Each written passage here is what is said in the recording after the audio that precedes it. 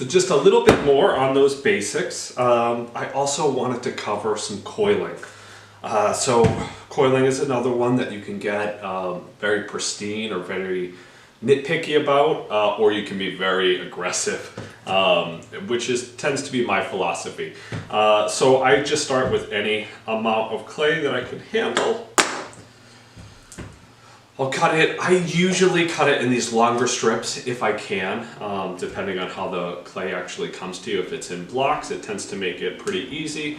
I'll just use the wire tool, cut the block in half, and then cut it down so I have a whole bunch of forms like this. From there, what I like to do is I rotate the clay, and as I rotate it, I'm just going to pinch that clay in between my fingers. So it's rotate and squeeze, and let gravity do its thing. One thing is, as it starts to get a little bit on the longer side, I tend to hold both ends and rotate it over. That way I can be moderately even.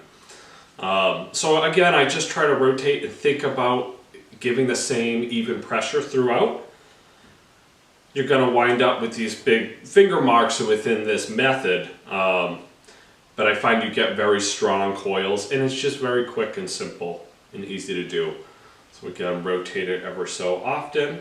If the clay starts to dry out on you as you're doing that, if it's starting to look like you're getting these little surface cracks, just grab a spray bottle, give it a quick little mist.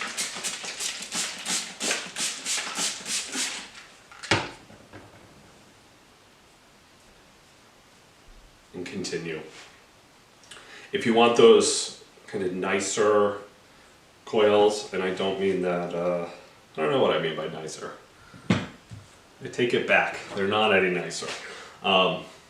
If you want smoother coils, that's factual, then what I tend to do is get just a little bit of moisture on my workspace. I don't want a ton, so I'm just wiping off from whatever I just sprayed. But there's definitely a little still there. That could even be a little too much. I might just take a dry sponge. I just want it to be a little bit tackier. I don't want to pull any moisture away from the clay. And as I put it down and roll, I'm just going to continue to roll away from myself.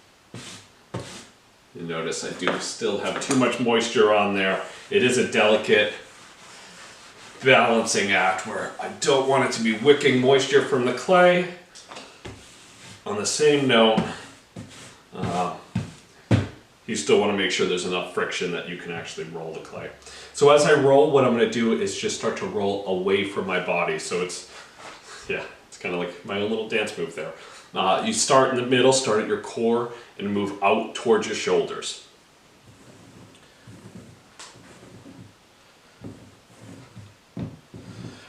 And this really helps to tell the clay where you want it to go. If you just roll forward and back, what happens is you start to get a lot of twists because you're going to have this middle area.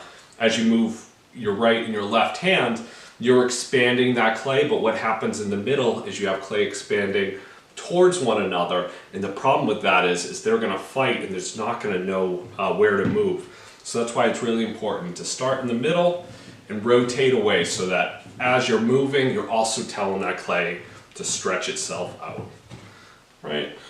Not the most even, but it is relatively nice coil. So that's just the very, very basics to be able to build off of. And refer back to these videos as much or as little as need be. All right, good luck.